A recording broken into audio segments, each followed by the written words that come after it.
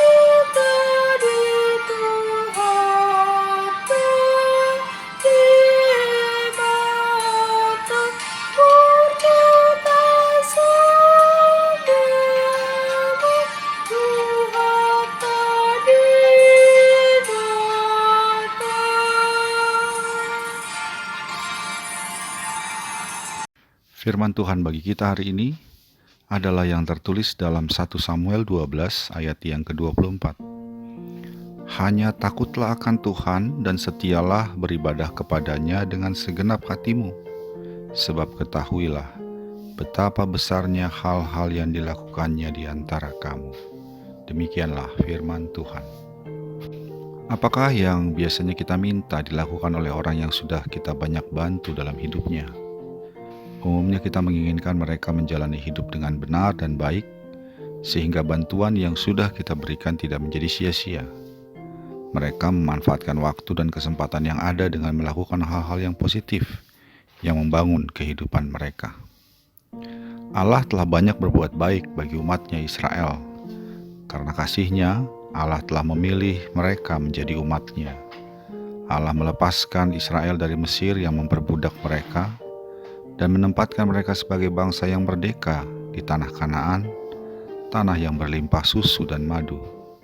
Bahkan, sekalipun Israel kerap melakukan dosa terhadap Allah, seperti beribadah kepada Baal hingga meminta raja bagi mereka untuk menggantikan kepemimpinan Allah, Allah tetap mengampuni mereka dan Allah tidak membuang mereka.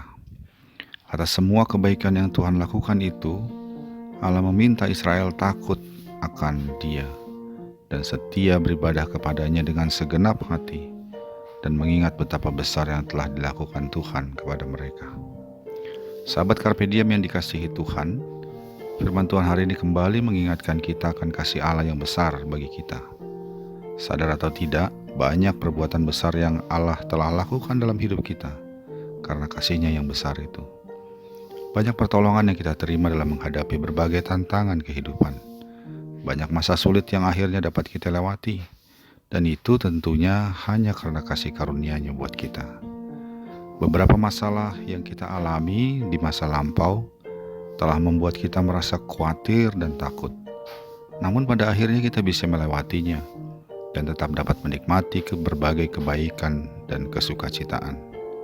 Semua tentu kembali hanya karena kasih Tuhan. Lalu apakah kita menganggapnya sebagai angin lalu saja? Tentu tidak. Kita patut mensyukuri semua pertolongan dan kebaikan Tuhan itu, dan untuk itu firman Tuhan meminta kita melanjutkan hidup kita dengan takut akan Dia, dan beribadah kepadanya dengan setia, dan dengan segenap hati kita. Itu artinya kita menjalani hidup ke depan sebagai bagian ibadah kita kepada Tuhan, dengan takut akan Dia, dengan mengandalkan Dia saja, dengan menjalani jalan Tuhan saja, dan mengarahkan hati kita hanya kepadanya, bukan kepada dunia dan kegemerlapannya yang akan kembali membawa kita kepada dosa dan kematian.